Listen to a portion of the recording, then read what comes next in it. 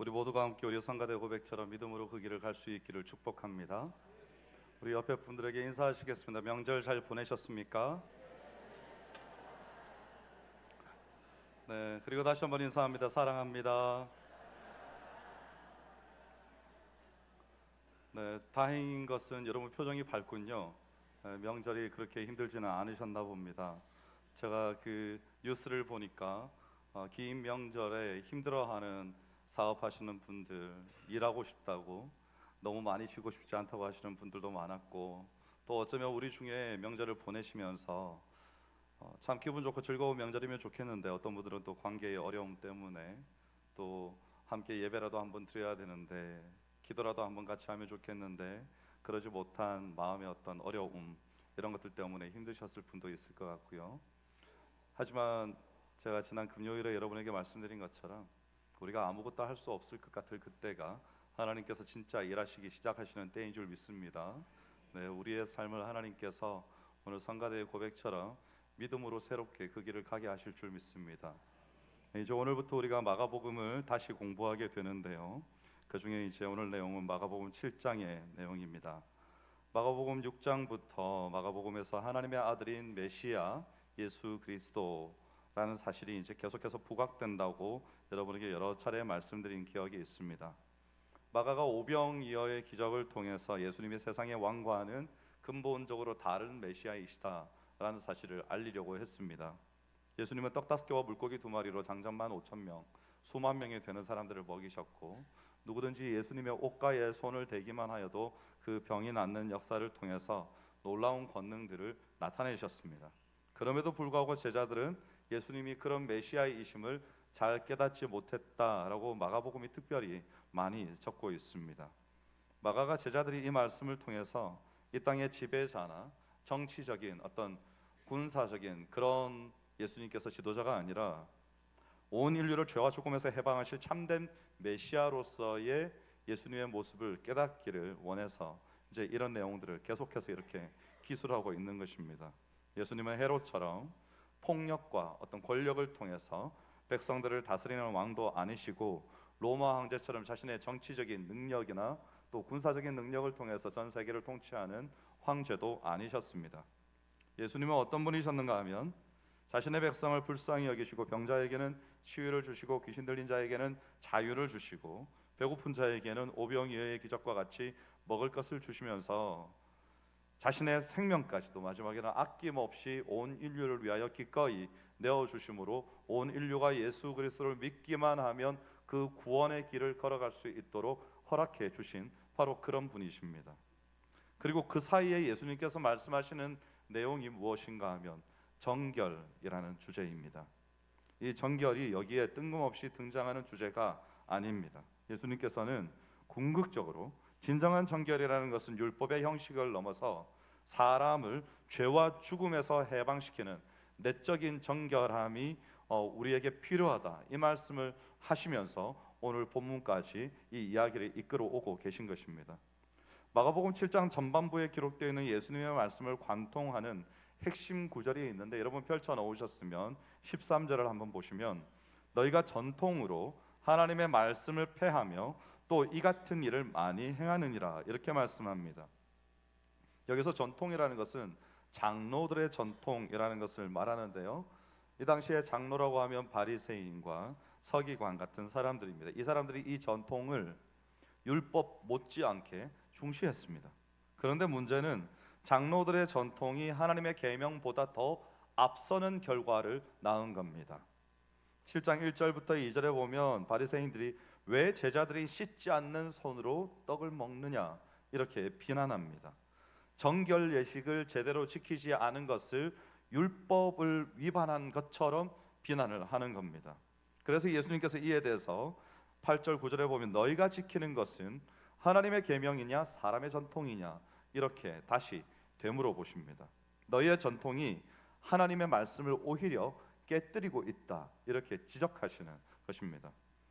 여러분, 정결함이란 율법의 어떤 작은 지엽적인 부분들을 우리가 완수하는 것이 아니고, 장로들의 전통으로 외면만 깨끗하게 하는 것도 아니고, 죄와 부정으로부터 메시아가 주시는 실질적인 해방을 말씀하시는 것이다. 이걸 지금 마가가 이 부분에서 적고 있는 겁니다. 그리고 이 이야기가 이제 이방 지역의 치유 사건이죠. 수로보니게 여인과 귀 먹고 말을 더듬는 사람의 치유로 이어져 갑니다. 마가복음 7장 24절부터 30절에 보면 예수님께서 두로 지방을 지나가실 때 수로보니게 혈통의 여인이 등장합니다. 시리아와 페니키아의 혼혈인데 어쨌든 이방 여인이죠. 유대인의 관점에 보면 이 사람이 이방인입니다. 그리고 귀신 들린 딸이 있습니다. 쉽게 말해서 이중적으로 부정한 사람입니다. 예수님이 그래서 자녀들의 떡을 개들에게 던짐이 마땅하지 않다, 그 여인이 말했을 때 예수님께서 말씀하셨습니다. 당시의 유대인들의 어떤 일반적인 인식을 그대로 보여준 거죠. 하지만 여인은 예수님께서 그렇게 말씀하셨는데 뭐라고 답을 하는가 하면 개들도 아이들의 상에서 떨어진 부스러기를 먹나이다, 이렇게 대답한 겁니다. 옆에 주위에 서 있던 사람들이 생각하기에 이 대답은 정상적인 대답이 아니었습니다. 보통은 자녀들의 떡을 개들에게 던짐이 마땅치 아니하다는 말을 들었으면 그냥 가는 겁니다. 기분이 나빠서 가든지 나는 해당 사항이 없다고 생각해서 가든지 갔어야 되는 것인데, 이 여인은 오히려 개들도 아이들이 먹던 부스러기를 먹습니다 라고 예수님께 말을 하면서 부스러기라도 좋으니까 그 떡을 제게 좀 주십시오, 이렇게 말을 한 겁니다. 아마도 이것은 그녀가 예수님의 권능과 은혜를 절대적으로 신뢰하고 있다, 이것을 드러내는 믿음의 고백이 아니었나 생각합니다. 예수님에 대해서 들었을 것이고 예수님이 어떤 분이신지 알았을 것이고 그것을 알았으니까 지금 이 자리에 나와왔지요. 그리고 예수님께 간청한 것입니다. 결국 예수님은 뭐라 그러셨는가 하면 이 말을 하였으니 돌아가라, 내 딸에게서 귀신이 떠나갔다, 이렇게 선포하신 겁니다. 딸이 즉시 고침을 받습니다. 이것은 곧 뭘 말하는가 하면 이방인에게도 구원이 열려 있다는 걸 말하는 겁니다. 전통적인 기준으로는 부정한 사람이다 할지라도 믿음으로 예수님 앞에 나오면 하나님의 은혜를 누구든지 경험할 수 있다는 것을 예수님께서 지금 보여주고 계신 것입니다. 때로 신방을 가면 이런 분들을 만납니다. 저는 아직 교회 나갈 만한 사람이 아닙니다. 삶이 깨끗하지 못하고 예수를 제대로 믿는 것도 아니고 그래서 저는 교회 나갈 만한 사람이 아닙니다 라고 말을 하면 저는 다시 말씀드립니다. 그러니까 교회를 오셔야 됩니다. 교회는 준비된 사람이 오는 곳 아닙니다. 술 다 끊은 사람들 오는 데가 아니고 담배 안 피는 사람들 오는 데도 아니고 환자가 아닌 사람만, 온전한 사람만 오는 것도 아니고 예수님이 만나고 다니신 사람들은 예수님을 필요로 하는 사람들이었습니다. 그런 사람들이 교회에 오는 겁니다. 이렇게 자주 말씀드립니다. 그래서 여러분, 누구든지 소외됨 없이 예수 그리스도를 알고자 하고 예수 그리스도를 믿고자 한다면 누구든지 교회는 나올 수 있는 겁니다. 그리고 난 다음에 이제 오늘 본문의 말씀이 등장합니다. 31절에 보면 예수님이 다시 두로 지역을 떠나서 시돈과 데가볼리를 거쳐서 갈릴리 호수로 오십니다. 두로와 시돈은 이방 땅이었고 데가볼리는 제가 전에 한번 다룬 적이 있습니다. 그 귀신 들린 사람이죠. 그 사람에게서 귀신을 쫓아냈는데 그 쫓아낸 귀신들이 돼지떼에 들어가 가지고 다 죽게 되는, 몰살하게 되는 그런 일이 여기서 있었습니다. 그래서 예수님이 그를 고치셨지만 그 사람들이 이 지역에서 떠나소서, 실질적으로 축객령이죠. 나가십시오 라고 예수님을 쫓아냈던 그런 지역입니다. 그런데 이제 그들이 어떤 일이 생겼는가 하면 귀먹고 말 더듬는 자를 예수께 데리고 와서 안수해 주시기를 청한 것입니다. 아마도 예수님이 그곳을 떠나신 다음에 스스로 자기들끼리 뭔가 생각한 것 같습니다. 아, 우리가 오늘 도대체 일어난 이 일이 무슨 일이냐? 사람의 생각이 있다면 자신들의 행동과 일어난 일련의 현상들을 한번 분석해 보지 않았겠습니까? 이게 도대체 어떻게 된 영문인지. 그래서 그들의 마음에 어떤 변화가 있지 않았나 생각해 봅니다. 우리는 이방 지역, 이 데가볼리 사람들도 예수님을 거부했던 사람들조차도 그 예수님의 치유 사역을 믿음으로 예수님의 오시기를 기다리고 있었던 것을 보게 됩니다. 하나님의 능력이 유대인뿐 아니라 이방 지역 사람에게조차도 미치고 있다는 것을 우리가 알게 되는 것입니다. 그리고 마가복음이 강조하는 보편적인 구원의 맥락과 맞닿아 있습니다. 보편적인 구원이라는 것은 모든 사람이 다 구원을 받아야 된다 이런 거 아닙니다. 여기서 보편적인 구원이라는 것은 예수 그리스도를 알고 믿고자 하는 누구에게나 구원받을 수 있는 영생의 길이 열려 있다 이 말입니다. 그래서 우리도 우리의 어떠함과 상관없이 예수 그리스도를 우리가 우리의 입술을 열어 내가 예수 그리스도를 구주로 받아들입니다. 이제부터 예수님을 주인으로 모시고 살겠습니다 라고 고백하는 사람은 그가 한국 사람이든지 일본 사람이든지 중국 사람이든지 병이 있든지 없든지 어떤 상황이 있든지 돈이 많든지 돈이 적든지 성경을 알든지 모르든지 전혀 상관없이 예수 그리스도께서 허락하시는 구원 안으로 들어올 수 있게 되는 것입니다. 오늘 본문을 헬라어로 보면 말 더듬는 자 이 표현이 모길랄로스라는 단어인데요, 이 용어가 신약 성경 전체에서 오직 여기에만 쓰인 아주 희귀한 단어입니다. 구약의 70인역이라는 것이 있는데 거기에 보면 이 단어가 이사야 35장 6절에서 정확히 한 번 쓰입니다. 70인역이라는 것은 히브리어로 기록된 구약 성경을 그 당시 통용되던 고대 그리스어로 옮겨놓은, 그래서 사람들이 읽을 수 있게 만들어 놓은 책입니다. 이사야 35장에 보면 하나님이 오셔서 이스라엘을 구원하실 때 일어날 회복을 예언하는 본문인데요, 이렇게 말합니다. 그때에 맹인의 눈이 밝아지고 못 듣는 사람의 귀가 열릴 것이며 그때에 저는 자는 사슴같이 뛸 것이며 말 못하는 자의 혀는 노래하리니, 이렇게 적혀 있습니다. 말 못하는 자, 이 표현이 그 표현입니다. 근데 이것이 단순히 살짝 어떤 말이 어눌하거나 말 더듬는 그런 정도를 완전히 벗어나서 뛰어넘어서 거의 의사소통이 전혀 되지 않는 그런 상태, 언어 기능이 심각하게 제한되어 있는 상태를 말합니다. 마가가 이 희귀한 단어를 의도적으로 선택한 겁니다. 그래서 이사야 35장에 예언된 메시아 시대가 지금 예수님을 통해서 이 땅 가운데 실현되고 있음을 오늘날 2000년이 지난 다음에 우리가 읽을 때도 지금 비로소 메시아이신, 참된 메시아이신 예수님의 시대가 이제 시작되고 있구나, 이것을 알게 만들어주는 겁니다. 예수님의 이 땅에서의 행하심, 이 이사야 예언의 핵심은 뭔가 하면 하나님이 오셔서 너희를 구원하실 것이다. 이건 성경에 많이 나타나는 예언입니다. 그 증거는 맹인이 보게 되고 귀 먹은 사람이 듣게 되고 말 못하는 자가 말할 뿐만 아니라 노래하게 된다는 겁니다. 그래서 이런 일들이 일어나면 그가 메시아인 줄 알라, 이 말씀이 거기 적혀 있거든요. 그래서 지금 이것을 예수님께서 그대로 이사야에 예언된 그대로 지금 행하고 계시는 것입니다. 내가 메시아다 라고 말하지 않아도 모두가 예수님께서 메시아이신 줄 알 수 있도록 행하고 계신다는 말씀입니다. 그리고 마태복음 7장에서 예수님이 바로 그 표적을 실제로 행하시면서 한 사람, 이 귀가 안 들리고 잘 말하지 못하는 이 사람을 특별한 방법으로 치료하십니다. 33절에 보면 예수께서 그 사람을 따로 데리고 무리를 떠나사 손가락을 그의 양귀에 넣고 침을 뱉어서 그의 혀에 손을 대시며, 이렇게 적혀 있습니다. 아주 친밀하고 정말 구체적으로 적혀 있습니다. 예수님께서 왜 이렇게 하셨을까? 성경에는 적혀 있지 않습니다.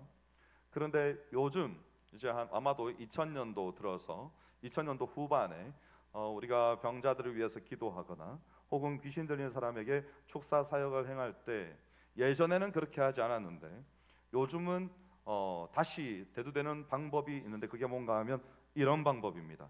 따로 데리고 어디론가 가는 겁니다. 왜 이렇게 할까요? 저는 예수님께서 그런 의도를 가지고 그렇게 하셨나 정확하게 모르겠습니다. 그런데 저라면 이렇게 했을 것 같습니다. 여러분 혹시 축사 사역할 때 곁에 계셔 보신 적이 있으십니까? 귀신 들리는 사람에게 예수 그리스도의 이름으로 명령하면 대부분 발작을 일으킵니다. 소리를 지릅니다. 남자 속에서 여자 목소리가 나오기도 하고 여자 속에서 남자 목소리가 나오기도 하고 아주 사람이 난폭해지면서 주위에 장정들이 달라붙어도 제어할 수 없는 그런 상태가 됩니다. 그래서 아마도 저도 몇 번 그렇게 한 적이 있습니다. 이 사람을 회중들로부터 격리합니다. 왜냐하면 회중들은 그 사람을 보고 그 치유의 장면을 보면서 여러분 무슨 생각을 할 것 같습니까? 와, 귀신이 나가네, 병이 낫네, 이렇게 생각할 것 같죠? 그렇지 않습니다. 사람들은 뭐라고 생각하는가 하면요, 이런 걸 낙인 효과라고 합니다. 그 사람의 지금 상태를 기억하는 겁니다. 그래서 그 다음에 그가 온전해진 다음에 그를 만났을 때 뭘 떠올리는가 하면 그가 어떤 사람이었는지를 떠올립니다. 정상적인 사람으로 대하기 쉽지 않습니다. 특별히 귀신 들린 사람이었다면. 여러분 1대1로 만났다고 생각해 보십시오. 이 사람이 귀신 들린 사람이었습니다. 난동을 부리던 사람이었습니다. 소리를 지르고 막 이러던 사람이었습니다. 낙인이 되어 있는 거죠. 예수님께서는 어쩌면 그런 이유로 이 사람을 무리로부터 격리시켜서, 왜냐하면 듣지도 못하고 말도 못하는데 그를 고치실 때 예수님께서 어떤 특별한 방법을 행하시고자 하는데 둘만의 공간으로 가시지 않았나 생각해 봅니다. 손가락을 귀에 놓고 침을 뱉어서 그의 혀에 손을 대셨다. 이 당시에 이 침이라는 것이 1세기 지중해 세계에서, 지중해 세계라고 하면 로마, 그리스 그리고 유대 지방 이쪽을 이제 지중해 세계라고 하는데요. 침을 치유에 사용했다는 문헌에 그런 기록들이 많이 남아 있습니다. 그래서 예수님께서 이렇게 치유하시고 왜 그렇게 하셨는지는 성경이 적지 않으니까 저도 설명하지는 않겠습니다. 그리고 난 다음에 하늘을 우러러 탄식하신 후에 명령하십니다. 뭐라고 하셨는가 하면 에바다라고 하신 겁니다.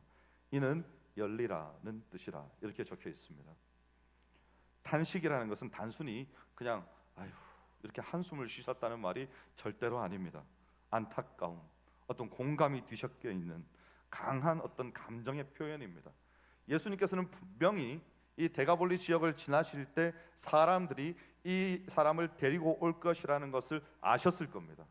그러니까 거기를 지나가신 겁니다. 우리는 이렇게 못합니다. 우리는 이런 인생에 정말 드라마틱한 이런 딱딱 맞아떨어지는 일들이 자주 일어나지 않습니다. 근데 예수님께서는 다 아시니까 이렇게 행하신 겁니다.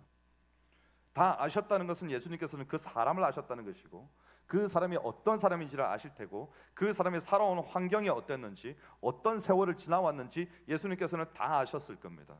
그러니까 그가 나왔을 때 그를 고치시면서 하늘을 우러러 탄식하신 후에 아마도 마음 아파하시지 않았을까 생각해 봅니다. 그리고 난 다음에 그 깊은 연민을 가지고 뭐라고 말씀하셨는가 하면 에바다라고 말씀하신 겁니다. 여러분 이 한마디가 이 사람의 인생을 바꿉니다.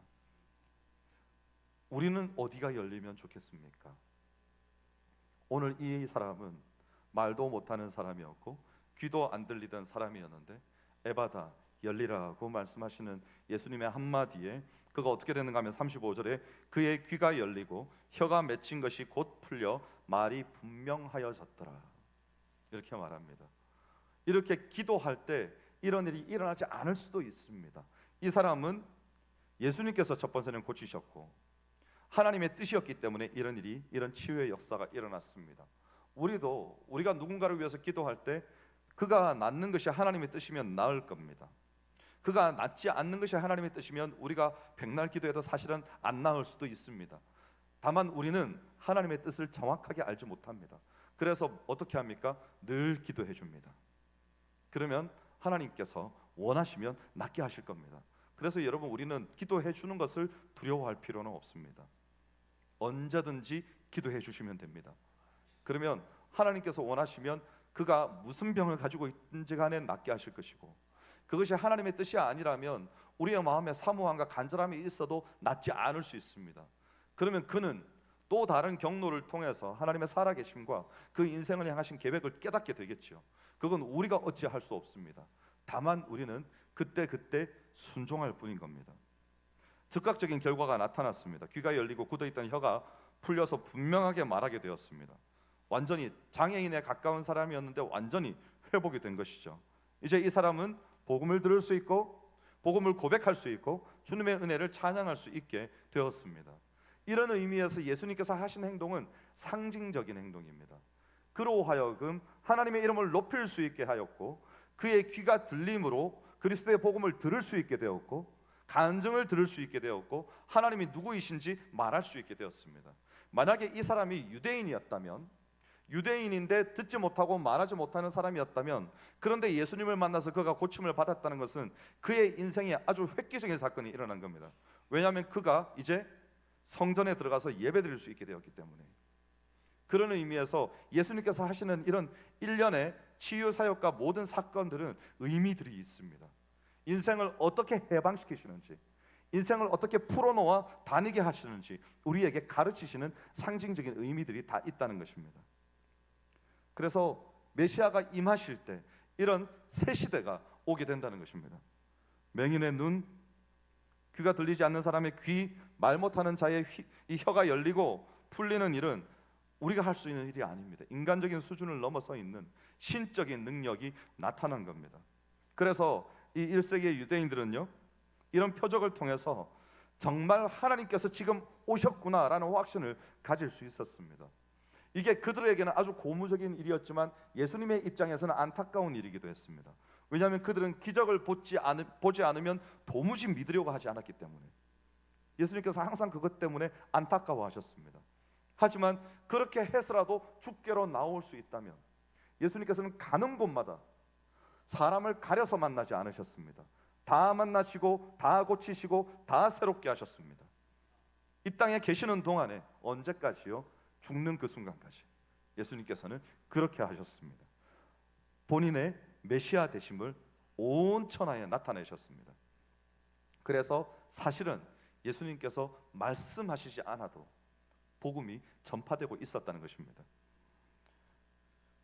그래서 구약에서 이런 귀가 들리지 않고 벙어리된 사람은 주로 어디에 비유가 됐냐 하면요, 하나님의 말씀을 듣지 못하고 응답하지 못하는, 영적으로 봤을 때 무감각한 그런 상태, 그런 민족적인 상황, 이런 곳에 자주 비유가 되었습니다.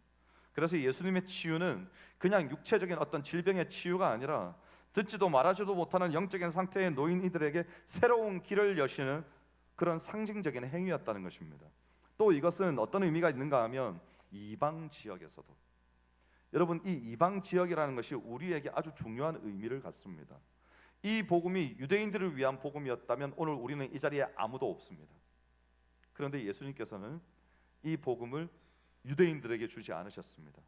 오히려 유대인들이 거부함으로 이 복음이 유대 지경 밖으로 더욱더 강력하고 빠른 속도로 확산되었습니다.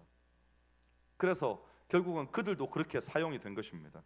데가볼리, 두로, 시돈, 이 이방 지역에서 연이어서 기적을 행하시는 것은 메시아 왕국이 다만 유대 땅에만 국한되지 않고 사마리아 땅에만 국한되는 것도 아니고 그 지경을 넘어서서 온 민족과 열방에게 열려 있다는 사실을 예수님 당시부터, 아니요, 하나님께서 하나님의 말씀을 주셨던 구약시대 당시로부터 계속해서 말씀하신 내용입니다.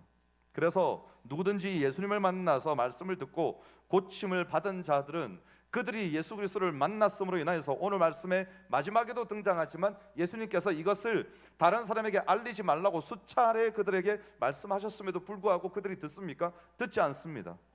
어쩌면 예수님께서는 그것을 의도하셨을 수도 있겠습니다. 막지 못하는 겁니다. 여러분, 우리가 예수님을 만났습니다. 인생이 바뀌었습니다. 내 인생 지금까지 한 번도 이렇게 살아본 적이 없는데 진실되게 예수님 딱 한 번 만나고 나니까 이전에 내가 살아오던 방식과 방법과 어떤 인생과 완전히 다른 인생을 살게 된 겁니다. 이거는 예수님을 진짜로 만나본 사람만 압니다. 그러면 여러분, 가만히 있을 수 있겠습니까? 왜 여러분이 가족들한테 싫은 소리 들어가며 전도하십니까? 내가 만났거든요. 내가 변화되었어요. 내가 새로워진 겁니다. 완전히 새 사람이 됐어요. 이전엔 이런 나의 모습은 상상할 수도 없는 그런 사람이 된 겁니다. 그러니까 말을 하는 거예요. 근데 말을 하는데 우리가 우리의 말이 세련되지 못합니다. 그래서 특별히 우리 자녀들한테는 오해를 받죠. 왜 지겹게 그런 말들을 계속 하시느냐고. 내가 갈 때 되면 알아서 나갈 테니까 제발 좀 나를 괴롭히지 말라고. 그렇게 주여 그런 겁니다, 여러분. 하지만 괜찮습니다. 괜찮습니다. 우리는 어떻게 하면 됩니까? 예수 그리스도께서 진실로 메시아가 되심을, 누구든지 그 이름을 믿는 자마다 구원받을 수 있음을 나타내 보이면 됩니다. 네. 설사 우리가 말 주변에 없어서 말을 잘 못한다 하더라도 하나님의 살아계심이 나의 섬김과 봉사와 구제를 통해서 그들과 함께 살아가는 나의 모습을 통해서 나타날 수 있다면 오늘 말씀과 같이, 오늘 말씀의 마지막에 그가 모든 것을 잘하였도다. 누가 이런 말을 들을 수 있겠습니까, 여러분? 그가 다 잘했다. 그의 행하신 일들을 보라. 누가 과연 예수를 믿지 않을 수 있겠는가? 누가 그분을 만나고 그분을 따르지 않을 수 있겠는가? 이렇게 말을 하고 다녔다는 거 아닙니까? 우리가 그런 삶을 살아야 되는 것이죠. 우리가 지난주에 설교를 듣지 않았습니까? 두 번째죠. 선교적인 삶을 사는 교회이자 제자. 우리가 그렇게 살아야 되는 겁니다. 예수님께서 우리에게 원하시는 모습입니다. 어쩌면 우리는 개토화되어 있을지도 모르겠습니다.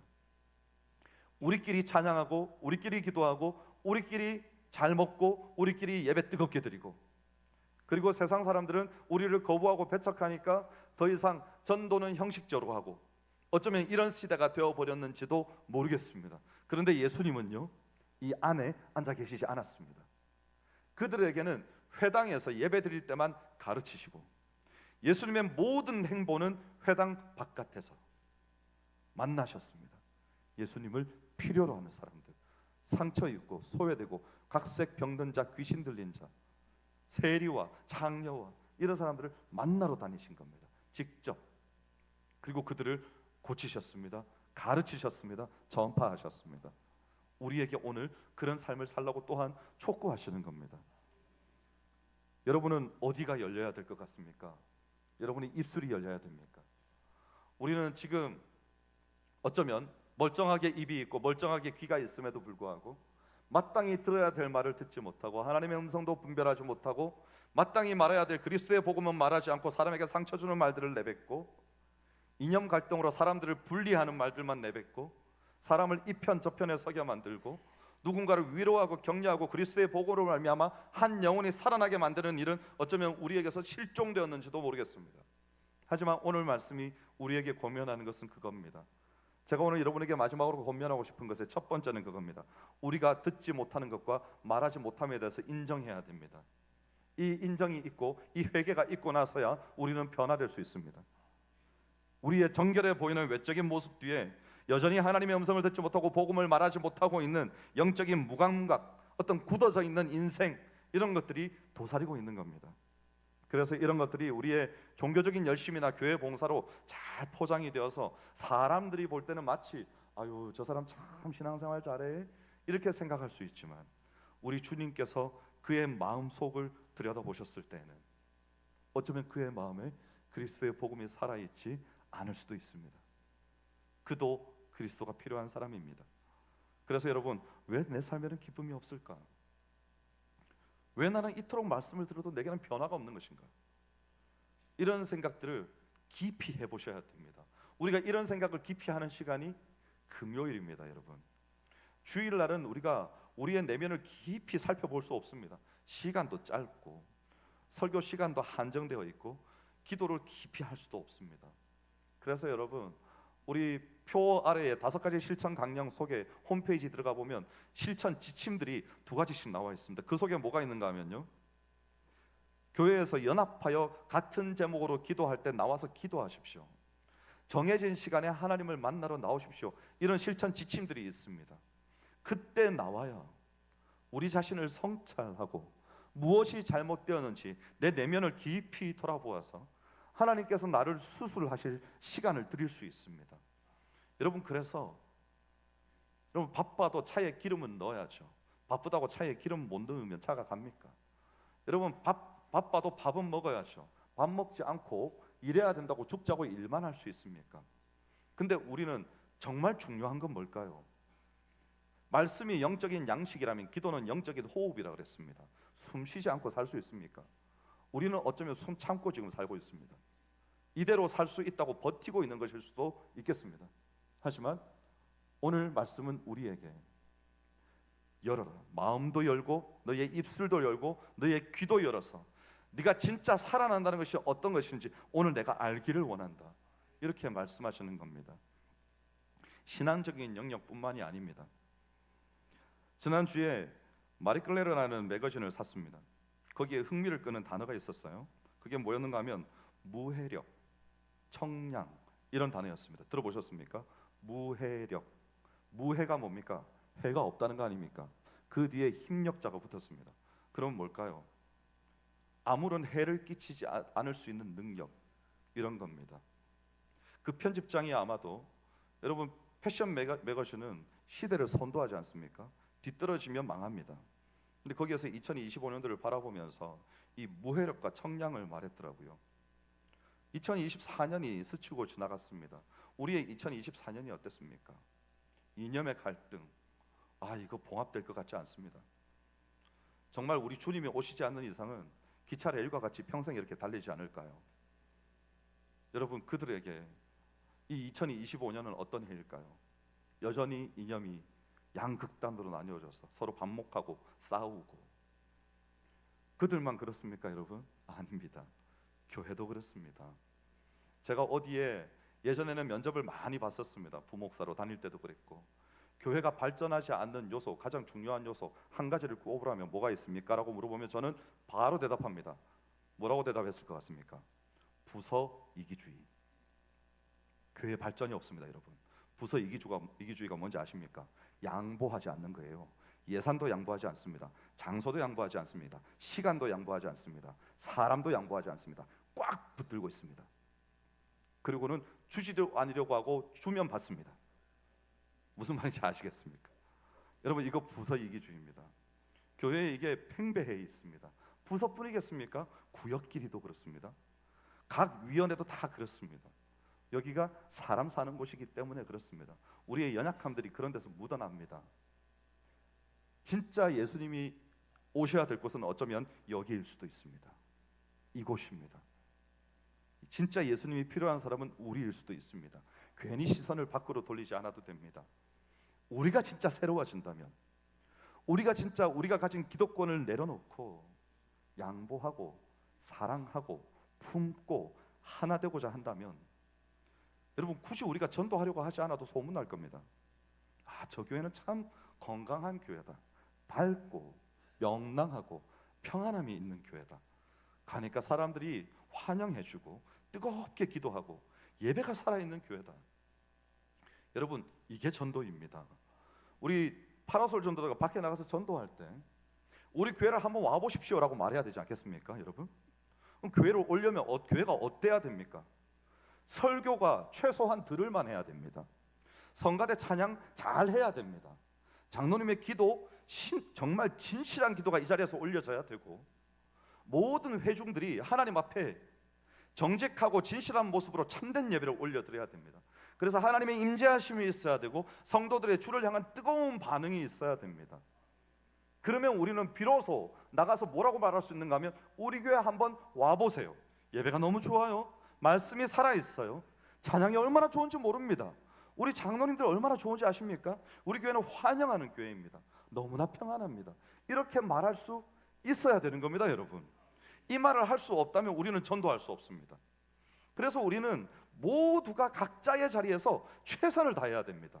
저도 최선을 다해야 되고, 당회도 최선을 다해야 되고, 모든 안수집사회, 권사회, 성가대 모든 위원회가 교회에서 최선을 다해서 기쁨으로, 자원함으로, 감사함으로 우리의 봉사들을 하고 있을 때, 누군가가 이 문을 딱 열고 들어와서 딱 보면, 이 교회는 진짜 제대로 된 교회구나, 건강한 교회구나, 이렇게 생각할 수 있는 겁니다.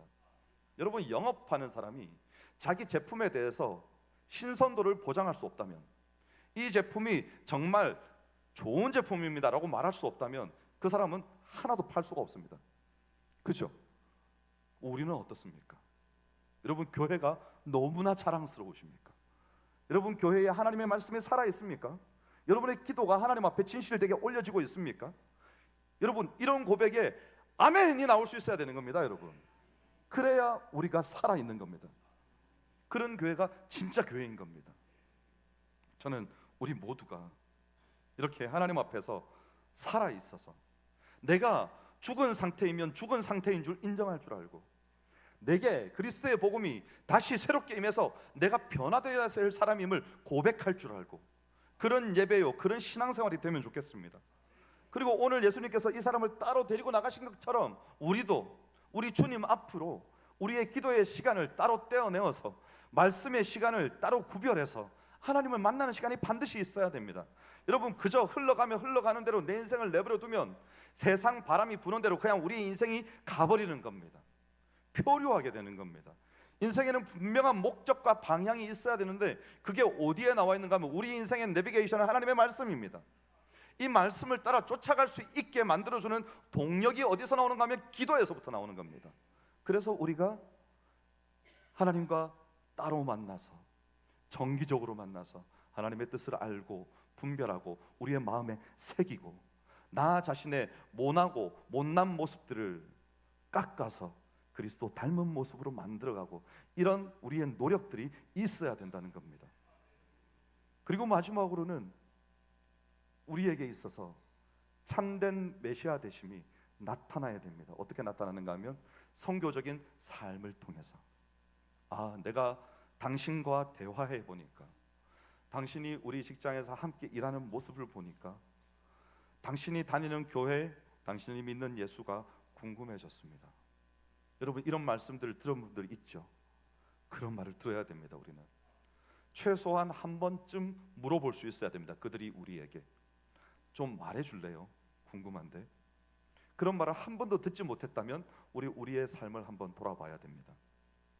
우리는 이미 귀가 열렸고 하나님의 은혜로 말미암아 입술이 혀가 풀려진 사람들입니다. 우리에게는 한 가지만 남았습니다. 그가 모든 것을 잘하셨도다 이렇게 말할 수 있는, 하지 말라 그럼에도 불구하고 뛰쳐나가서 말할 수밖에 없는 그런 그리스도와의 진한 만남, 변화된 우리의 인생, 이것이 우리에게 있어야 되는 겁니다. 그게 우리 교회가 2025년도에 살아나는 길입니다. 여러분 제가 저를 위해서 성도가 늘어가지고 제가 칭송을 받아야 되니까 그런 거 없습니다. 여러분 저를 위해서는 아무것도 하지 마십시오. 하나님을 위해서 하십시오. 그러면 우리 교회가 살아있게 되는 겁니다. 그래서 저는 간절히 바라기는 이 당시에 사람들이 마치 예수님을 강력한 통치자, 시대를 지배할 수 있는 그런 어떤 왕이자 황제 이런 걸 기대했습니다. 그런데 예수님께서는 그렇게 하지 않으셨습니다. 오히려 자기를 비워 종의 형체를 가져 이 땅에까지 낮아지셔서 예수 그리스도를 필요로 하는 이들을 만나주시고 자기 자신을 버려서 모든 이들에게 구원의 영생의 축복을 안겨주신 분, 그 예수 그리스도의 그 삶과 그 발자국을 따라서 오늘 우리가 걷기를 원하시는 겁니다. 저는 이 명절을 지나면서 우리가 다시 한번 우리의 마음을 새롭게 해서 우리의 가정 가운데, 우리의 일터 가운데 이 하나님의 은혜의 역사가 살아날 수 있기를 주의 이름으로 축원합니다. 기도하겠습니다. 하나님 감사합니다. 우리의 인생이 열릴 수 있기를 원합니다. 주께서 열어주시는 새롭고 산 길, 생명의 길로 나아갈 수 있기를 원합니다. 하나님께 영광 돌리는 걸음 되게 하시고 하나님의 살아계심이 나타나는 우리의 삶이며 우리의 사역이 되게 하여 주시옵소서. 감사드리며 예수님 이름으로 기도하옵나이다. 아멘.